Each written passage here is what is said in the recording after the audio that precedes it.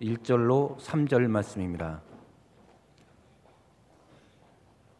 이사야서 61장 1절로 3절 말씀 함께 말씀을 읽겠습니다.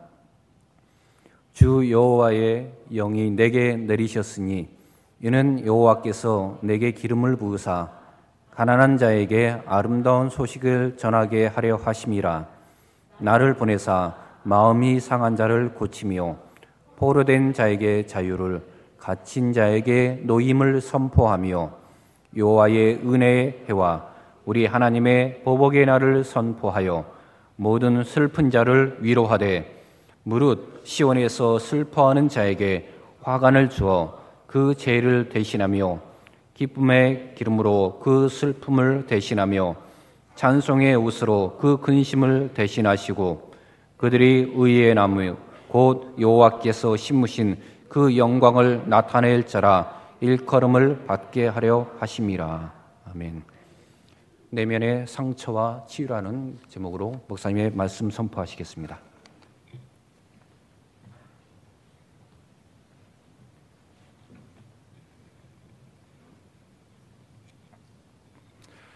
지난주 내면이 얼마나 중요한 것인가 말씀드렸고요. 그런데 이 내면이 깊이 상처를 받게 되면 우리 인생이 뒤틀리고 병들게 된다라는 말씀을 전했습니다. 그 상처의 원인, 먼저는 원죄가 있고요. 또 우리 삶에 간접적인 원인들이 있는데 그 간접적인 원인 가운데 첫 번째가 가게 흐르는 저주, 조상의 유전으로부터 받는 것이다 하는 말씀을 전했습니다.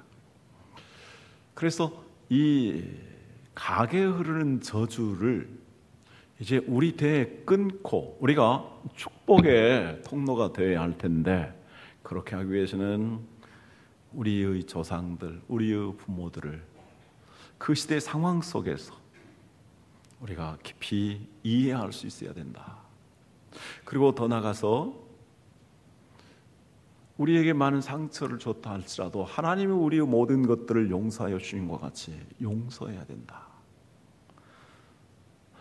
무엇보다도 정말 우리를 낳아주신 것에 대해서, 길러주신 것에 대해서 감사하고, 그리고 그 부모를 위해서 기도하고 축복해야 된다.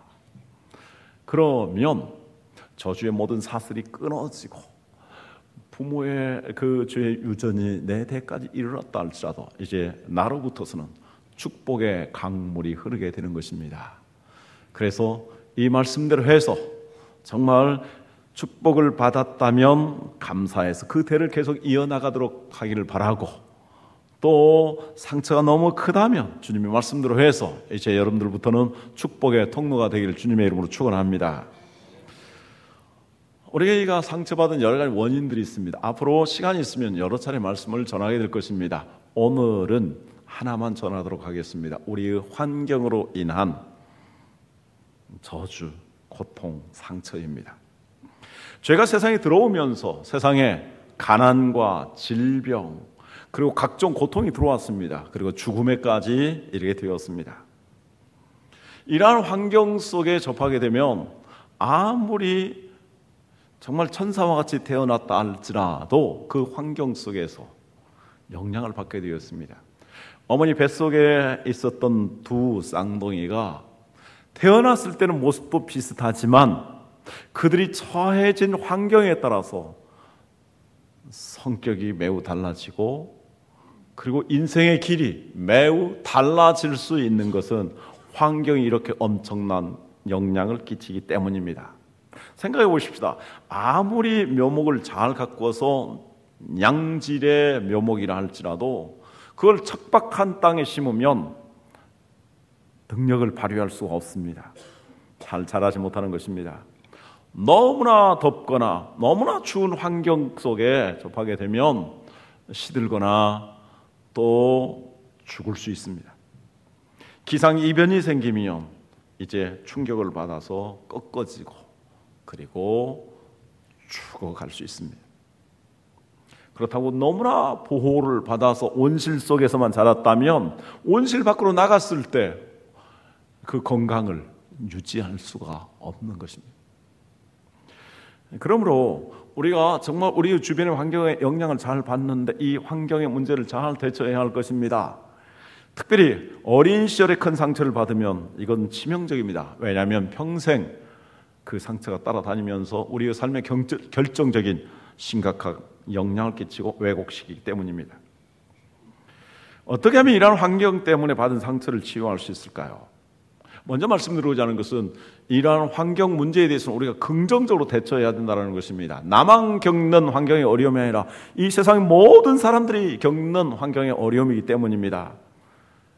오죽하면 모세가 우리 인생이 70이요 건강하면 80인데 우리 인생의 자랑은 수고와 슬픔뿐이라고 말했겠습니까? 정말 우리는 이 환경에 어려움을 겪으면서 수고하고 슬픔을 겪을 수밖에 없는 자들입니다. 어차피 인간은 저주받아서 가시덤불과 엉겅퀴로 뒤덮인 이 지구촌에 살고 있습니다. 하나님께서는 아담과 하와의 죄로 말미암아 이 땅을 저주하셨지만 우리가 긍정적으로 생각해야 할 것은 아주 저주하지 않으셨다라는 것입니다. 우리가 이 땅에서 고통을 당하지만 그러나 적극적으로 대처하게 되면 그 고통을 이겨나갈 수 있다는 것입니다. 그래서 가시덤불과 엉겅퀴가 우리를 도전하고 우리를 공격하지만 이마에 땀을 흘려서 적극적으로 대처하면 일용할 양식을 먹으며 평안한 삶을 또 풍성한 삶을 누릴 수 있는 것입니다. 이 땅에서 환경 때문에 고통을 겪지만 하나님께서 우리를 아주 버리시고 저주한 것이 아닙니다. 피할 길과 살 방법을 다 주셨습니다. 산입에 절대 거미줄을 치지 않습니다. 이마에 땀을 흘리면 이러한 것들을 극복해 나갈 수 있는 것입니다. 저는 이 시편 37편 말씀을 참 좋아하는데요. 23절 이하의 말씀 보도록 하겠습니다. 같이 읽죠. 여호와께서 사람의 걸음을 정하시고 그의 길을 기뻐하시나니 그는 넘어지나 아주 엎드러지지 아니함은 여호와께서 그의 손으로 붙드심이로다. 내가 어려서부터 늙기까지 의인이 버림을 당하거나 그의 자손이 걸시감을 보지 못하였도다. 제가 옛적에 서울에서 섬기던 교회에서 한 집사님이 계셨는데 열심히 삽니다. 이제 보다도 힘차게 생활하기 위해서 트럭을 샀습니다. 임시 번호판을 달았는데 전화가 왔습니다. 사고가 나가지고 병원에 입원했다는 것입니다. 물어보니까 사고가 너무나 커서 차는 폐차되었다고 합니다. 그리고 몸은 놀랍게도 거의 다치지 아니했다고 합니다. 그래서 제가 이 말씀을 가지고 위로를 드렸습니다. 하나님께서 의인들은 넘어지지만 아주 엎드려지진 않는다. 차는 잃어버렸지만 몸이 건강하니까 감사하시길 바라고 몸이 건강하니까 다시 시작하면 됩니다. 하나님께서 정말 이걸 통해서 주시는 교훈을 힘입어서 다시 일어서시기를 바랍니다 하고 기도를 했습니다. 그래서 그 다음에 또 열심히 일을 해서 잘 살고 있습니다. 의인은 넘어지지만 아주 엎드러지지 않게 하십니다. 정말 하나님께 기도하면서 열심히 살아가는 사람에게 아무리 힘들어도 정직하고 바르게만 살아간다면 산임에 거무줄을 치지 아니하고 먹고 살도록 걸식하지 아니하도록 하나님께서 인도해 주시는 줄 믿습니다. 더 나아가서 고통에는 하나님의 깊은 뜻이 있다는 사실을 믿으시고 긍정적으로 적극적으로 받아들이시기 바랍니다. 한번 따라가겠습니다. 고통에는 하나님의 깊은 뜻이 있습니다. 여러분 아멘이십니까? 우리에게 고통을 주셨다면 고통을 주신 하나님의 뜻이 있습니다. 참새 한 마리의 생명도 들에 핀 꽃 한 송이에도 하나님의 계획이 있으시고 하나님의 섭리하시고 붙들어 주십니다. 하물며 우리들이겠습니까? 이사야 49장 13절 말씀을 보십시오. 너무 놀랍습니다. 같이 읽습니다. 하늘이여 노래하라, 땅이여 기뻐하라, 산들이여 즐거이 노래하라. 여호와께서 그의 백성을 위로하셨은즉 그의 고난 당한 자를 긍휼히 여기실 것이라. 고난 당한 자들을 하나님께서 긍휼히 여기신다. 하나님 백성들에 대해서. 그러므로 하늘이여 노래하라, 땅이여 기뻐하라, 산들이여 즐거이 노래하라. 긍정적으로 적극적으로 받아들이라는 것입니다. 여기 하나님의 기쁜 뜻이 있기 때문입니다. 내가 어떠한 환경에 처해 있든지 하나님을 바라보면 하나님에게는 해결책이 있습니다. 그리고 하나님에게는 소망이 있는 줄 믿습니다. 하나님께서는 어려운 환경을 통해서 우리를 훈련시키십니다. 우리의 연약함을 알게 하십니다. 그리고 하나님을 철저하게 의지하도록 하십니다. 또한 나와 같이 고통당하고 있는 사람들이 있다는 것을 알게 하시고 그들에 대해서 관심을 갖게 하고 그들을 돕고자 하는 소원을 주십니다. 그래서 그것이 꿈이 되고 비전이 되고 소명이 되고 사명이 되도록 이끌어 주십니다. 그러므로 우리가 겪는 고난에는 하나님의 깊은 섭리가 있습니다. 하나님 말씀 고린도 후서 1장 3절 이하, 좀 긴 말씀인데 제가 읽도록 하겠습니다. 찬송하리로다. 우리 주 예수 그리스도의 하나님이시요 자비의 아버지시요 모든 위로의 하나님이시며 우리의 모든 환난 중에서 우리를 위로하사 우리로 하여금 하나님께 받는 위로로서 모든 환난 중에 있는 자들을 능히 위로하게 하시는 이시로다. 그리스도의 고난이 우리에게 넘친 것 같이 우리가 받는 위로도 그리스도로 말미암아 넘치는도다. 우리가 환난 당하는 것도 너희가 위로와 구원을 받게 하려는 것이요 우리가 위로를 받는 것도 너희가 위로를 받게 하려는 것이니 이 위로가 너희 속에 역사하여 우리가 받는 것 같은 고난을 너희도 견디게 하느니라. 너희를 위한 우리의 소망이 견고함은 너희가 고난에 참여하는 자가 된 것 같이 위로에도 그러할 줄을 알미라. 형제들아 우리가 아시아에서 당한 환난을 너희가 모르기를 원하지 아니하노니 힘에 겹도록 심한 고난을 당하여 사할 소망까지 끊어지고 우리는 우리 자신이 사형 선고를 받은 줄 알았으니 이는 우리로 자기를 의지하지 말고 오직 죽은 자를 다시 살리시는 하나님만 의지하게 하심이라. 그가 이같이 큰 사망에서 우리를 건지셨고 또 건지실 것이며 이후에도 건지시기를 그에게 바라노라. 11절 같이 읽습니다. 너희도 우리를 위하여 간구함으로 도우라. 이는 우리가 많은 사람의 기도로 얻은 은사로 말미암아 많은 사람이 우리를 위하여 감사하게 하려 함이라. 아멘. 자, 이 말씀을 논리적인 순서로 요약해서 말씀드리도록 하겠습니다. 사도 바울이 그 동력자들과 함께 엄청난 환난을 당했습니다. 살 소망이 보이지 않았습니다. 그래서 살 소망이 끊어졌다라고 말합니다. 그리고 그들 스스로도 이제 우리는 하나님으로부터 끝이다, 사형 선고를 받았다고 생각했습니다. 그래서 이제 어떠한 길도 보이지 않았습니다. 그러한 상황에서 그들이 할 수 있었던 것은 무엇이겠습니까? 오직 하나님뿐이었습니다.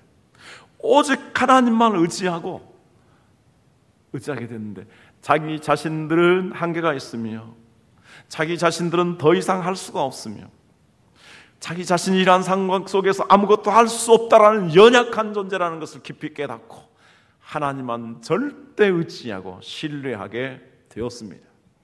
그것이 하나님께서 주시는 첫 번째 뜻입니다. 여러분, 나는 이제 인생이 끝났다, 더 이상 희망이 없다, 어떤 길도 없다, 보이지 않는다. 그럴 때 우리 자신의 연약함을 아시고 우리 하나님을 바라보며 하나님만을 오직 의지하기를 바랍니다. 또한 하나님은 모든 환난 가운데서 오직 하나님을 의지하는 자에게 힘을 주시는데 고난을 끝까지 견디게 하시고 그리고 마침내 구원에 이르도록 이끌어 주신다고 말씀합니다. 하나님만 의지하는 것.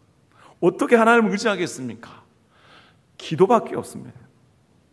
정말 내가 힘으로도 되지 않냐고 능으로도 되지 않냐고 누구도 도와줄 수 없다고 생각했을 때 우리가 할 수 있는 유일한 방법, 최후의 보루는 하나님 앞에 간절하게 기도하는 것입니다. 그래서 그들은 하나님만을 의지하였습니다. 그 하나님께서 능히 건지시고 구원하실 것을 그들은 믿었습니다.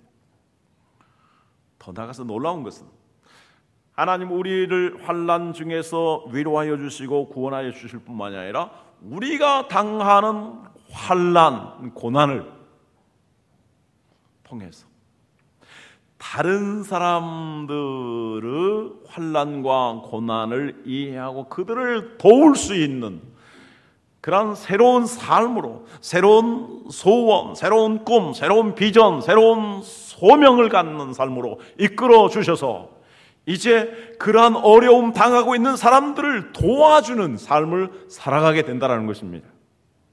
여기에 하나님의 놀랍고도 깊으신 뜻이 있습니다. 직접적인 것은 아니지만 간접적인 이 환난을 통해서 하나님의 소명을 깨달은 사람 이야기를 하도록 하겠습니다. 빌 게이츠라는 사람이 돈을 엄청나게 벌었습니다. 이제 그가 세계 제1부자가 됐을 때 그는 아내와 더불어서 비로소 가고 싶었던 아프리카 여행을 하게 되었습니다. 이른바 사파리 여행입니다. 그 정글과 초원을 차를 타고 누비면서 그 야생 동물들과 맹수들을 바라보고 또 사냥도 즐기는 그러한 여행이었습니다.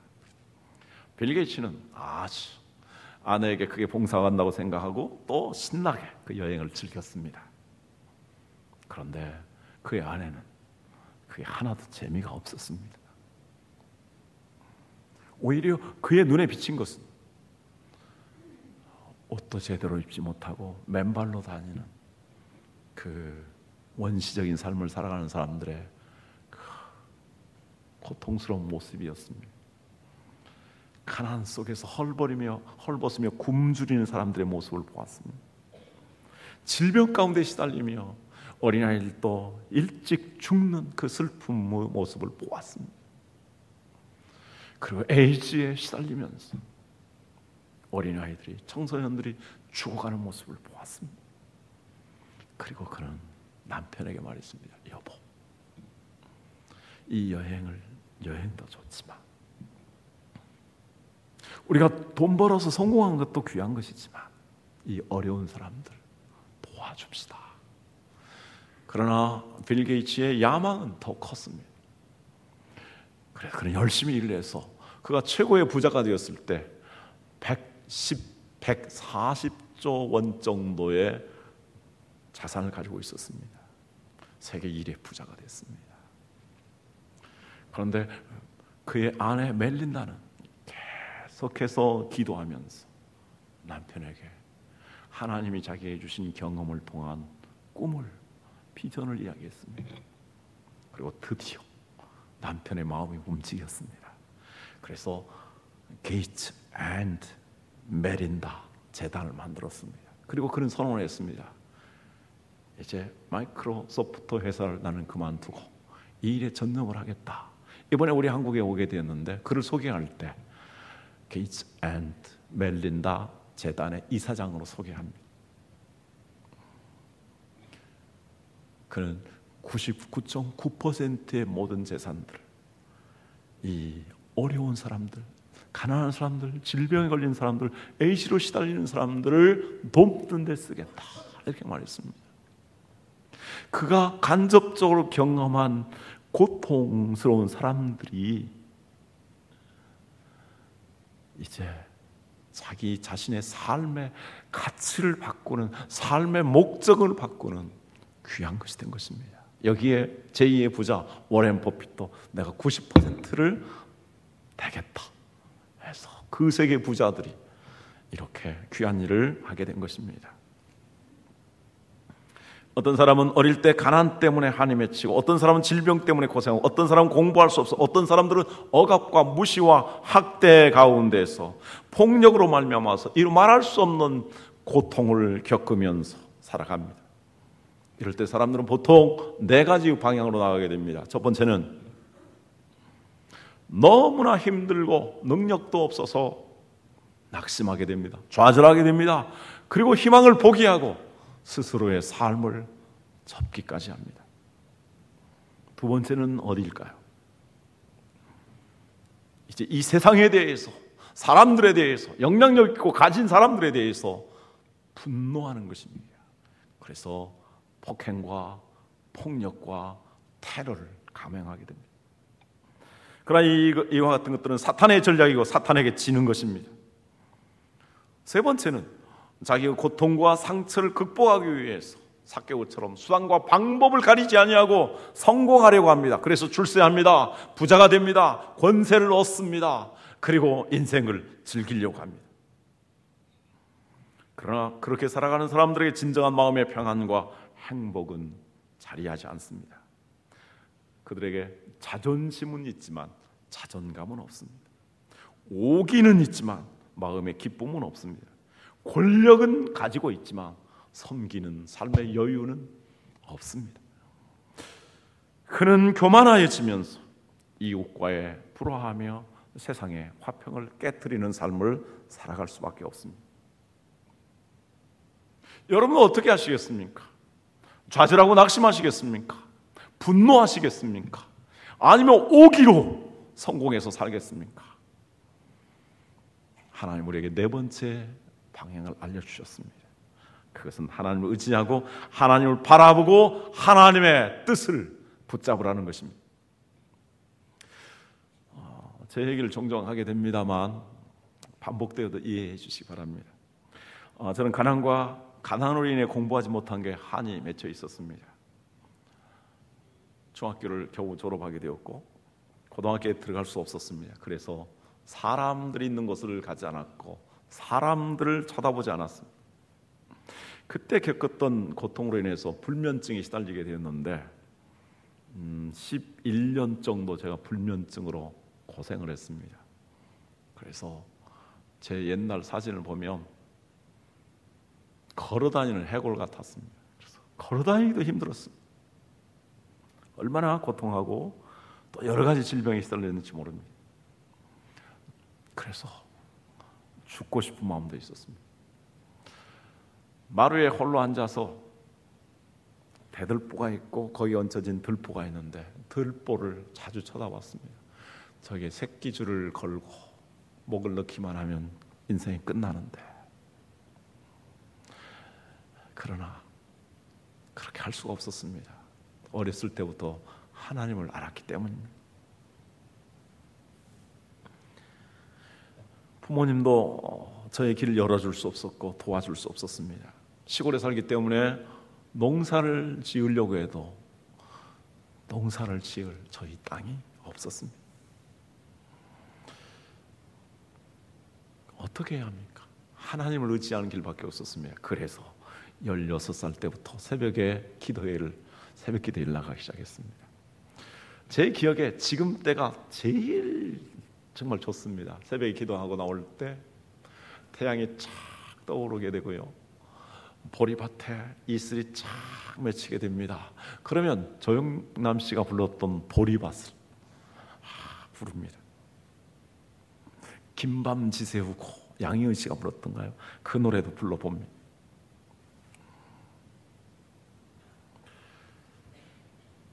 하나님께 부르짖으면서 하나님 앞에 제가 서원했습니다. 하나님, 제 인생을 하나님 복음을 위해서 헌신하겠습니다.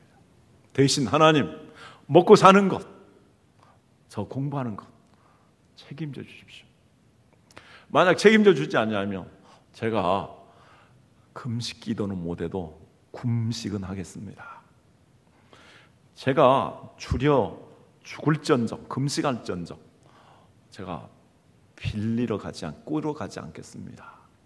그래서 저는 얻어먹는다라는 말 되게 싫어합니다. 내가 대접받으면 받았지 뭐 얻어먹어요.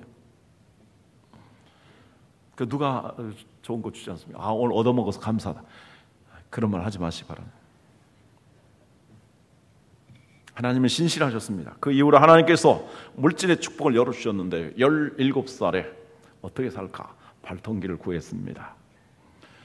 그래서 가물 때 물을 품어주고 돈을 받았습니다. 아주 그때 60년대 후반기에 어떻게 가뭄이 또 많이 들었는지 모릅니다. 그래 발동기가 돌아가면 사람들이 원하면 돈 한다 그래요. 그래서 돈을 꽤 많이 벌었습니다. 그 다음에 보리 밀 추수하고 또 가을에 추수한 벼를 또 타작하는데 1년에 수십 가마의 쌀을 벌었습니다. 그래서 빚도 어느 정도 갚았습니다.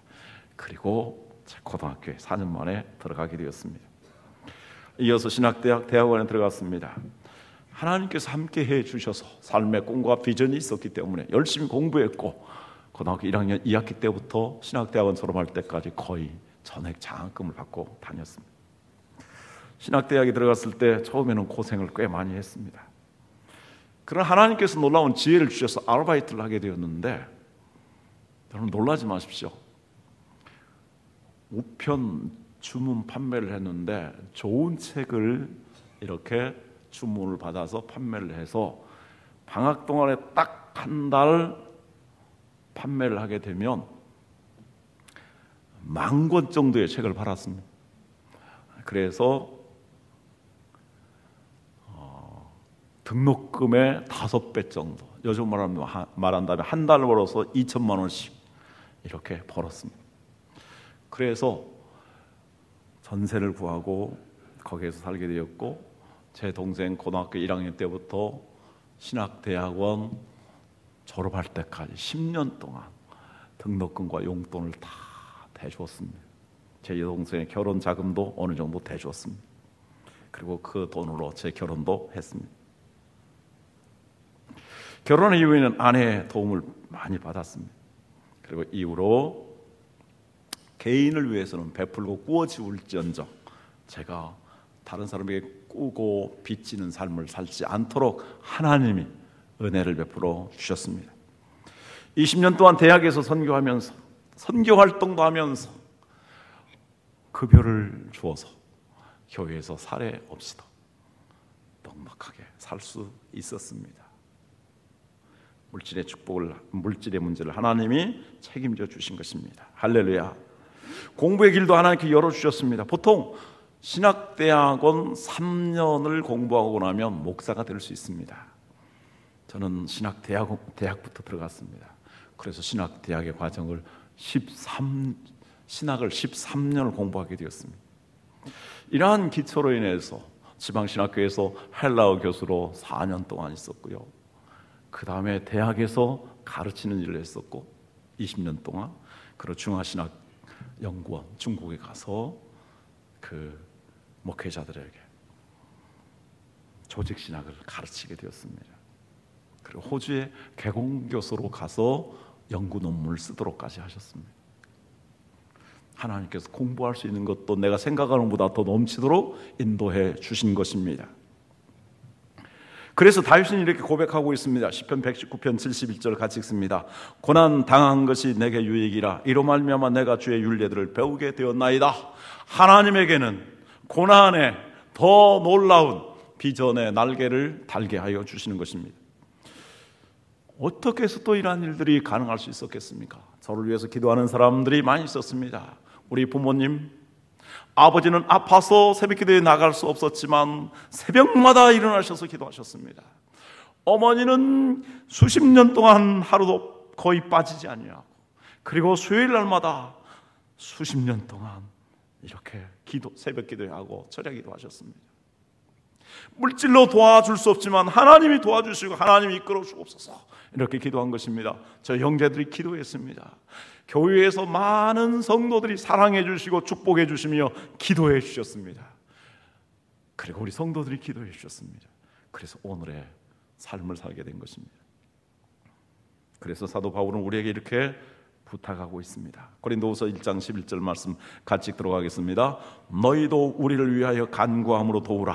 이는 우리가 많은 사람의 기도로 얻은 은사로 말미암아 많은 사람이 우리를 위하여 감사하게 하려 함이라. 여러분 삶의 환경에 어려움이 있습니까? 하나님 앞에 기도하시기 바랍니다. 하나님께서 그 길을 해결해 주실 뿐만이 아니라 여호와의 일에 되신 하나님께서 더 좋은 것들을, 그리고 놀라운 사명의 길로 이끌어 주실 줄 믿습니다. 혼자의 힘으로 어렵습니까? 믿는 가족들하고 함께 기도하시기 바랍니다. 목장 모임에서 나의 문제를 이야기하면서 기도를 부탁하십시오. 두세 사람이 합심하여 기도할 때 하나님이 역사하여 주실 줄 믿습니다.